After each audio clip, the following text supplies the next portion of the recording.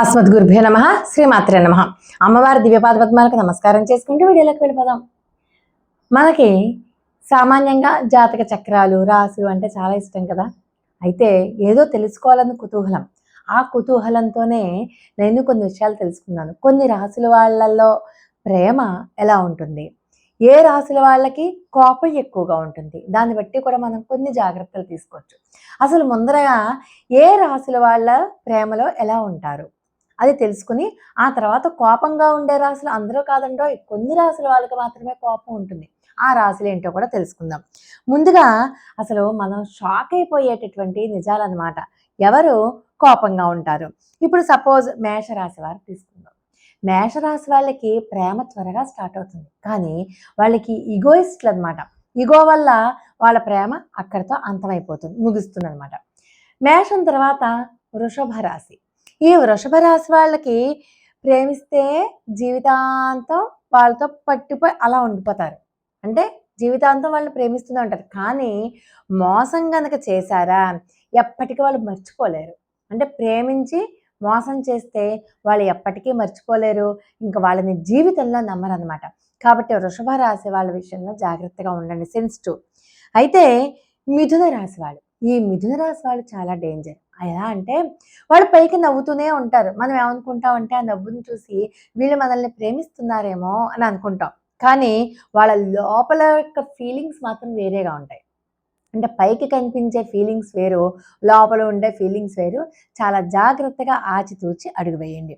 తర్వాత కర్కాటక రాశి వాళ్ళు, వీళ్ళు చాలా కేర్ చేస్తారు. అంటే ఎవరైతే తమని ప్రేమిస్తారో వాళ్ళ ఎడల వాళ్ళు చాలా కేర్ఫుల్గా ఉంటారు, కానీ ఎమోషనల్గా చాలా బాధపడుతూ ఉంటారు. ఆ ప్రేమ ఏమాత్రం కాస్త తగ్గినా కూడా ఎమోషనల్గా బాధపడుతూ ఉంటారు, కానీ చాలా కేర్ఫుల్గా కేర్ చేస్తూ ఉంటారు.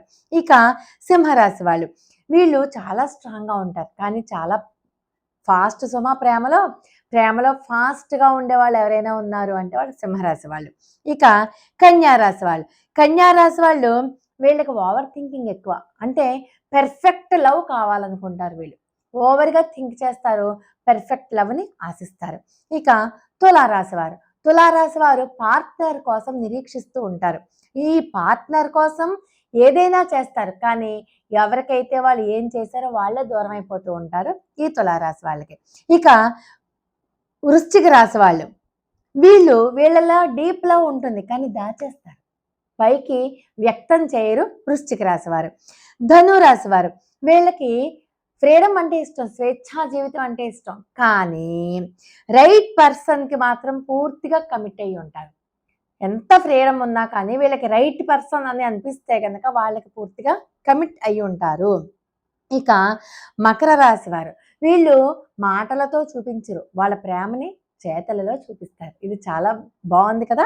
ఇక కుంభరాశి వాళ్ళు, వీళ్ళు చాలా డిఫరెంట్గా ఆలోచిస్తారు, వీళ్ళ ఆలోచన విధానమే డిఫరెంట్గా ఉంటుంది. అందుకనే వాళ్ళ ప్రేమ కూడా ఎవరికి అర్థం కాదనమాట, అంత గొప్పవాళ్ళు ఈ కుంభరాశి వాళ్ళు.